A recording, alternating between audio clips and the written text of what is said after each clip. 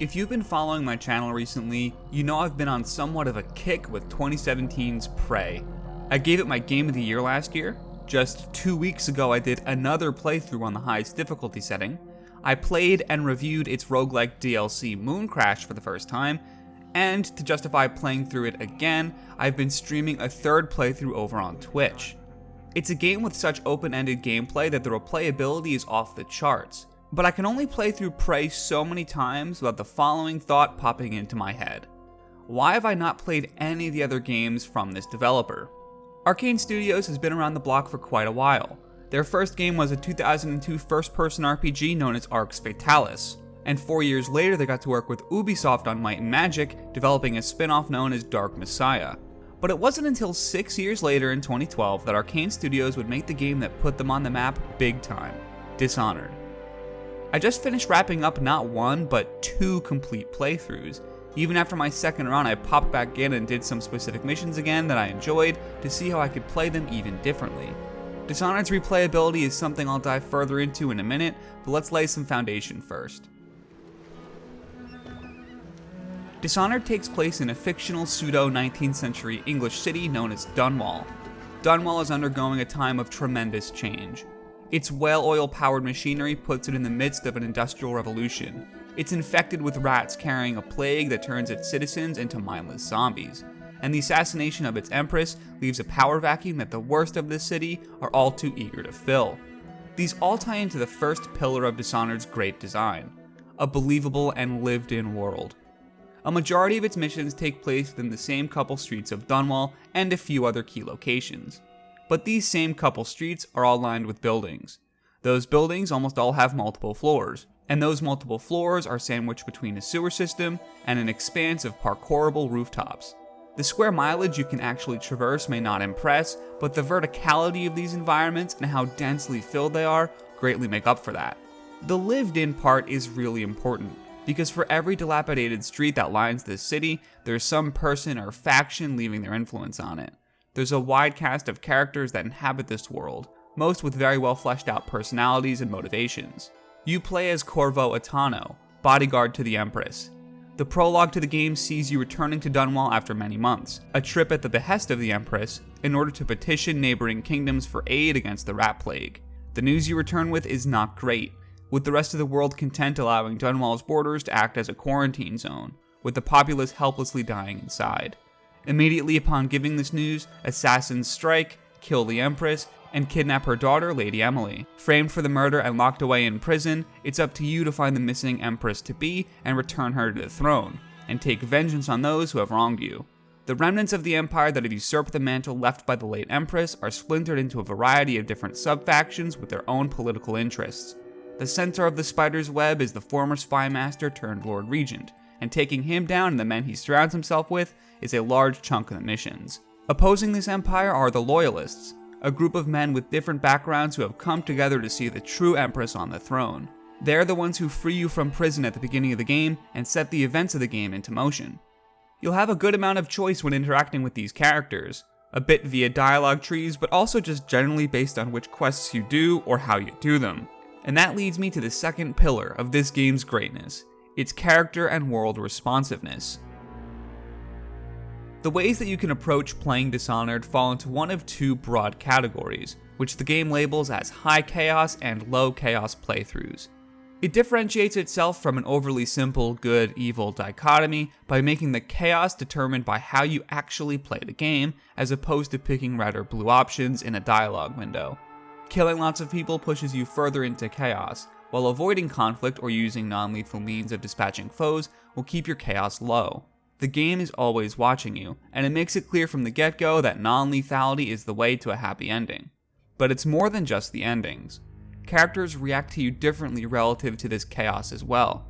A low chaos Corvo is greeted with random free gifts and notes from those he's allied with, and tons of different dialogue adjustments among the main cast. High chaos Corvo frequently gets treated with disdain, especially as you progress later into the playthrough. This is felt most transparently with the character of Emily, where low chaos sees her innocent childlike demeanor being preserved, and high chaos sees her wishing death upon others by the time the credits roll. The world itself even reacts to these choices. The game culminates in a final showdown at a compound where the weather and tone is dramatically different depending on the level of chaos. An increased body count also coincides with higher presence of rats in the city, and higher rat population means higher zombie population. And that leads me to what might be one of the only things I didn't like about Dishonored. I have no idea whether the following opinion is consensus among the Dishonored fandom, or if what I'm about to say is blasphemy, but here goes. Between my low chaos and high chaos playthroughs, I had a whole hell of a lot more fun with the latter, for a few reasons. The most prominent is probably also the most obvious. A low chaos playthrough mandates you play practically non-lethally, which means forgoing like 80% of the tools, weapons, and powers that the game throws at you. There are 3 primary options you have when attempting to complete a mission and keeping your hands clean. Choke out your opponent, use a sleep dart, or just try to sneak around them and avoid confrontation entirely. Yes, there are a few powers I am omitting here, like the ability to blink around or take over people's bodies, but the reality is that all of those just enable you to do the previously mentioned actions. I found myself very frequently falling into the same repetitive play patterns during this playthrough of taking over someone's body, walking them into an empty room, then choking them out, and repeating the process over again. My lethal playthrough was the opposite of repetitive, filled with swashbuckling sword fights and allowing the use of aerial attacks, grenades, traps, rewiring electric fences to shock my enemies, my old reliable pistol, and so on. Nowhere is this better exemplified than with the boss takedowns. Lethal playthroughs allow you to dispose of the bosses in any manner you can possibly imagine. The non-lethal playthrough will dictate a specific story-approved end for those bosses though. These highly specific and ironically written endings are cool, but they're far more rigid than the rest of the game. If you watched a dozen lethal playthroughs, then a dozen non-lethal playthroughs, the former would have at least a few different ways of handling the takedown of these marquee opponents. The latter would be almost the same every single time. Let's not forget that the low chaos playthrough doesn't have exclusive rights over stealth either. High chaos doesn't necessarily equate to guns blazing FPS action if you don't want it to.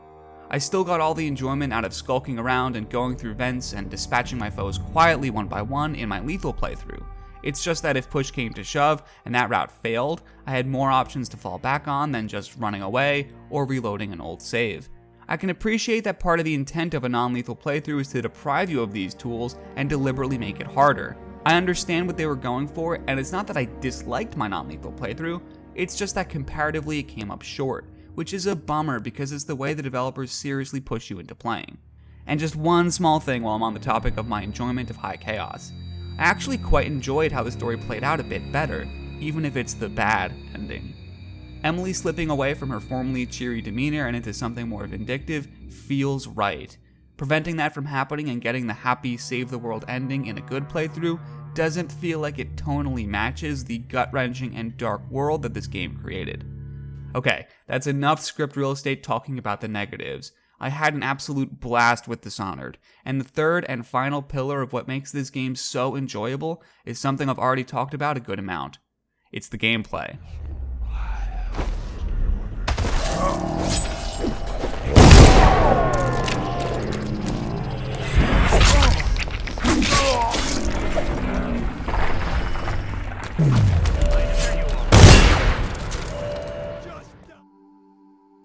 Dishonored feels so damn good to play. There's a combination of both physical tools and magical powers that you can mix and match to create all sorts of dynamic ways to dispose of your enemies. You get a blink power incredibly early on, and that's the foundation for your movement. You instantly teleport to a particular area within your range, and you can use it both horizontally and vertically. The cooldown is extremely short, allowing you to rapidly blip around the battlefield to reposition yourself. Pop behind an enemy, stab him with your sword, then just keep going. All of the powers, blink included, have a deceptive amount of depth. Take the ability to mind control an enemy. Upon the mind control ending, you reappear right behind them. You can use this power to reposition them into a perfect kill spot. Or maybe you can lay a trap and then walk them into it. Or maybe you can use them to deactivate the electrical fence that was preventing you from accessing a particular area. An exhaustive list of ways you can use the power would take all day, and that's the beauty of it. Multiply this by the other powers and tools at your disposal, and you can see how a small set of abilities end up fueling a ton of gameplay. The actual fighting itself feels really good too. It's snappy and responsive, and the incredible mobility possible with the blink powers keeps things moving really fast. The combat stops short of being a carnage fest mainly by virtue of having a realistic amount of enemies in any given place. This isn't some hellish nightmarescape with limitless demons, it's a city starved of resources. Most of the enemies you'll be fighting in the city are guardsmen, though the game does sprinkle in a variety of other lore appropriate enemy types to keep things fresh. Each enemy has a set of deliberate weaknesses that there are multiple ways to exploit. The tall boys, for instance, are long-legged mechanized constructs that have the ability to shoot missiles at you. Upon closer inspection, you may identify that these are actually humans up on top controlling them, giving you the ability to interact with that exposed body in some way to take them out. Coming up from behind them reveals their power source, a tankard of explosive whale oil that can either be blown up or potentially dislodged from its holding if you're crafty. Dishonored's gameplay can be mathed out. Take its set of multi-purpose powers and tools, multiply it by a world that reacts to those things, multiply that by varied enemies that have many weaknesses, and you end up with one of the most dynamic and fun systems I've played. And that's exactly it. No matter how you slice it, Dishonored is fun. It creates a believably disgusting world, makes that world and its inhabitants extremely responsive to the player, all while creating a stealth action game with an unmatched level of freedom. I'm so unbelievably glad that my love for Prey pushed me to trying out Arkane Studios' other games. There aren't many studios out there that can make a game that, upon completion, make me want to immediately start over so I could do it again. Lord Corvo has news for the Empress, and we've come a long way. A long way to bring bad news. The sailors say there's a curse on us. Black magic. Superstition. For all we know, there's a cure for the plague by now. Maybe. We live in strange times.